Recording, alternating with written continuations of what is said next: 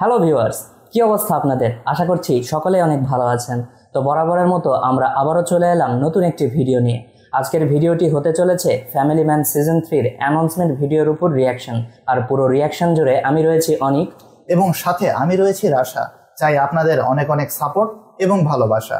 Recently ইউটিউবে মুক্তি পেয়েছে ফ্যামিলি ম্যান সিজন 3-র অ্যানাউন্সমেন্ট ভিডিও। আর এই ভিডিওটি ইতিমধ্যে সোশ্যাল মিডিয়া সহ অন্যান্য সকল প্ল্যাটফর্মে তুমুল আলোচনার জন্ম দিয়েছে। তো ভিউয়ার্স, আর দেরি না করে চলুন একসঙ্গে দেখে আসি সিজন 3-র এই অ্যানাউন্সমেন্ট ভিডিওটি। তবে ভিডিও শুরু করার পূর্বে আপনার কাছে ছোট্ট একটি রিকোয়েস্ট, আপনি যদি আমাদের এই চ্যানেলে প্রথমবারের মতো এসে থাকেন তাহলে প্লিজ সাবস্ক্রাইব করে পাশে থাকা বেল আইকনটি অন করে দিবেন। তো বন্ধুরা, আর সময় না বাড়িয়ে এই অ্যানাউন্সমেন্ট ভিডিওটি আগে আমরা দেখে নেই। Let's start. Somebody has to step up and do this job. जब देश सुरक्षित है तो हमारे परिवार सुरक्षित है। क्या कर रहे हो? कुछ नहीं बेटा, खेल रहे थे। बेटा मेरा हेलो बोल।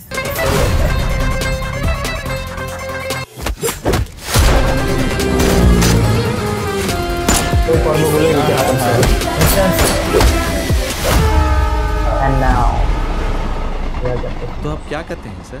आई am life and relationship counsellor.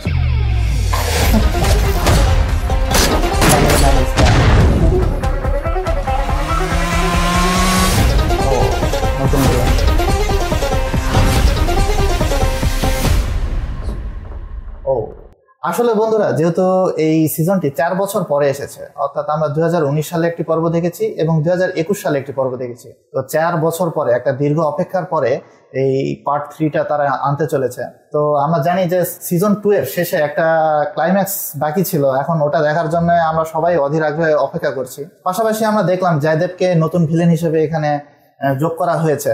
তো এই অ্যানাউন্সমেন্ট ভিডিওটি দেখার পর নতুন করে তেমন কিছু দেখায়নি মেকার্সরা, কারণ সেই পিছনের 2 এপিসোড বা পিছনের 2 পর্বটাকেই একটু নতুন করে রিক্যাপ করা হয়েছে, নতুন করে সংযোজন করা হয়েছে, সামান্য একটু ঝলক। দর্শকদের বোঝানোর চেষ্টা করা হয়েছে যে তারা সিজন 3 নিয়ে কাজ করছে এবং রিসেন্টলি অ্যামাজন প্রাইমে এর পুরো সিরিজটি আসবে, যেটা দেখার পর আমার মনে হচ্ছে যে সিজন 1 সিজন 2 এর মতোই ধামাকাদার হবে এই সিজনটি।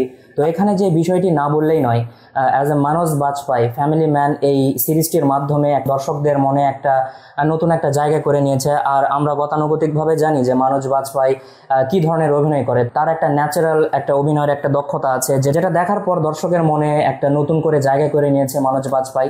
সাধারণত আসলে সত্যিকারের বলতে সে খুব ন্যাচারাল অভিনয় করতে পারে এবং মানস বাজপাইকে যখন আমরা স্ক্রিনে দেখি তখন তাকে দেখে মনে হয় না যে সে অভিনয় বা অ্যাক্টিং করছে, আসলে মনে হয় যে সে রিয়েলিটি মানে সেই ক্যারেক্টারে সে বসবাস করছে, এরকম মনে হয়।